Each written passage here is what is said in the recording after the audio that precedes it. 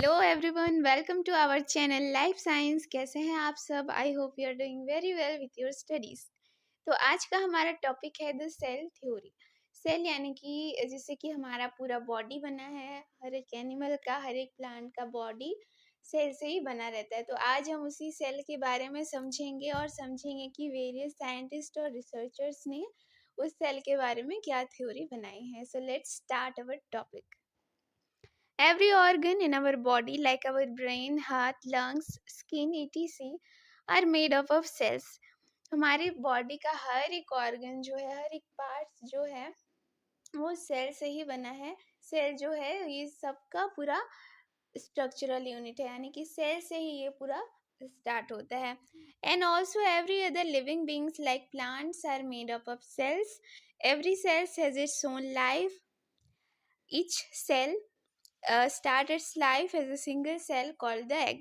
Cells are so small that they cannot be seen with naked eye.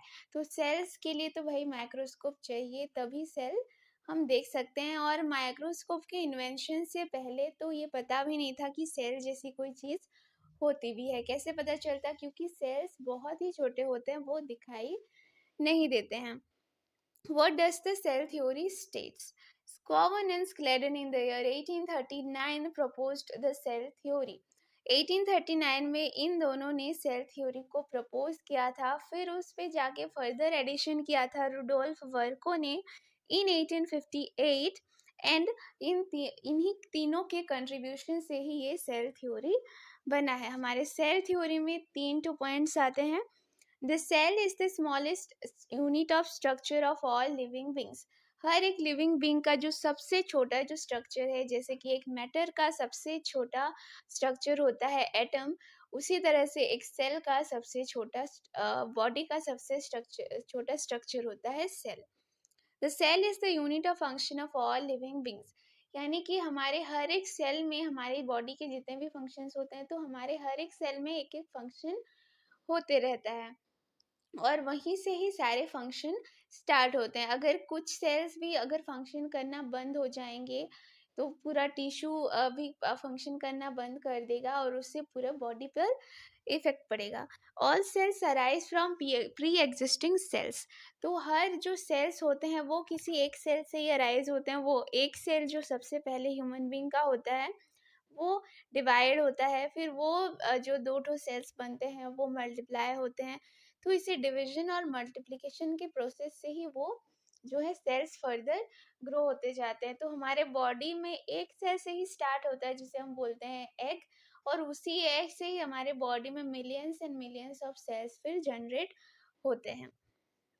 How cells were discover. तो जैसे कि मैंने पहले बताया कि माइक्रोस्कोप इन्वेंशन होने के बाद ही सेल्स का डिस्कवरी हुआ. The first microscope was constructed by Dutch scientist Antonie van लीeuwenhoek. तो इन्होंने जो सबसे पहला माइक्रोस्कोप जो है वो इन्वेंट किया था.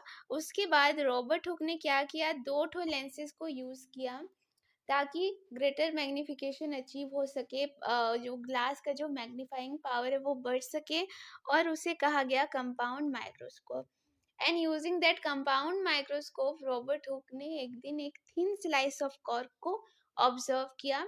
And what did he observe कि वो जो डेड वो कॉर्क था, that were there were tiny box like compartments. यानी कि बॉक्स लाइक जैसे रूम होते हैं उसी तरह से रूम वहां पर थे. और जबकि हम अगर नेकेड आई से देखेंगे तो वो प्लेन दिखेगा, या फिर किसी भी दूसरी चीज को हम देखेंगे, हम अपनी खुद की स्किन को भी देखेंगे, हाथों के पैर के, तो वो एकदम प्लेन दिखेगा. But when we will observe it through a microscope then we will realize there are box like structures and these are the cells. So उसके बाद ये पता चला कि हमारे बॉडी जो है वो सेल से बना रहता है.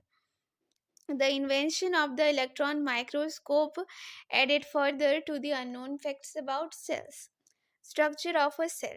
A cell consists of 3 essential parts: cell membrane, cytoplasm and nucleus. Cell membrane हमारे सेल को प्रोटेक्ट करता है. साइटोप्लाज्म, वेरियस केमिकल रिएक्शंस और functions can take place here nucleus में भी बहुत से लाइव प्रोसेसेस होते हैं, और न्यूक्लियस का ये एक तो बहुत इम्पोर्टेंट चीज़ है कि इसमें जीन्स होते हैं, जिससे कि हमारा हेरिडिटी डिसाइड होता है, जिससे कि हमारे क्या क्या कैरेक्टरिस्टिक्स होंगे, हमारे क्या क्या हैबिट्स होंगे, वो सब भी हमारे हेरिडिटी से ही डिसाइड होते हैं। और वो फैक्टर कहाँ पर होता है? हमारे न्यूक्लियस में। तो सेल इतना छोटा सा टॉपिक तो है नहीं, तो इसके लिए और एक तो लंबा वीडियो चाहिए।